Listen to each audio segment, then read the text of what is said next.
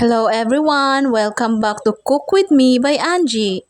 Og karong adlaw day no mao pay paghuman nako og laba. Syempre kay niinit man so atong pahimuslan ang init sa adlaw. Kay nagsige man gud og uwan diri ni aging adlaw nya karon pa ko nakapahimos og laba ba. Lami kay sa pamati mga loves no nga mahurot ang imong labhonon. Mao gyud ni kalipay sa mga inahan og sa mga asawa. Kay wala man gud may washing og dryer. Basin ba mangutana mo wala din may washing og dryer diha? Yes loves, wala gud mi. Paningkamot ni da paning tiil. Mao nang kalipay gyud nako nga mogawas ang adlaw. Do malipay man gud pug ko ang muuwan pero kanang dili pud kanunay ba kanang dili bitaw street mga isa ka semana. Pagkahuman ana nagready na pug ko, nagdungag ko para sa among paniudto. So, pakitaan din muna ko no kung unsa akong mga routine, manghinlo, manglaba, magluto, marugin na akong routine diri sa balay. Then, karong adlaw, simple ra kayo atong lutoon. Pirito nga isda lang. Pero kabalo mo, usahay ang pinakasimple nga pagkaon, mao pagyud ang pinakalami kauban nato ang atong pamilya, di ba? Kay para nako no, life is not always about expensive foods. Sometimes, happiness comes from the simple things that we already have.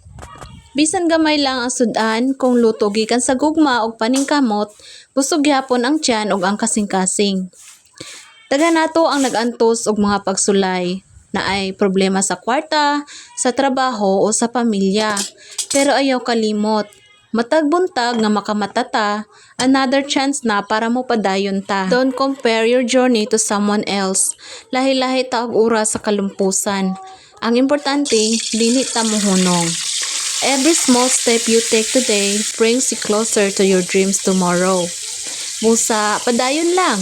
Padayon sa pagpaningkamot, padayon sa pagtuo, ug padayon sa pagampo. Ug kung naamang kay pangandoy karon, ayaw kahadlok magsugod bisan gamay lang.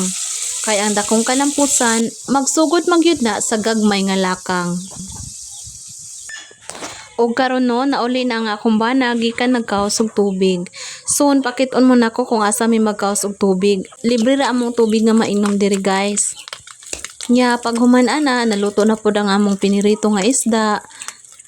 Kani bitaw gikan kanang laba, grabing gutom gyud no. Manang gadali-dali jud kog luto, bahalag pinirito lang basta makakaon ako. Ug aning dapita mga ona dayta.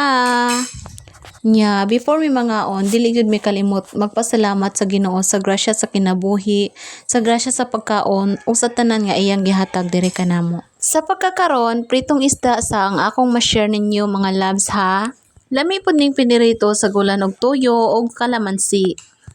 Og salamat dahil sa mga nananaw nato og salamat sa mga nag-subscribes. And remember ha, it's not about having expensive meal. It's about being thankful of every blessings on our table. See you on my next video. Stay safe, stay healthy, God bless and praise the Lord all the time. Bye-bye!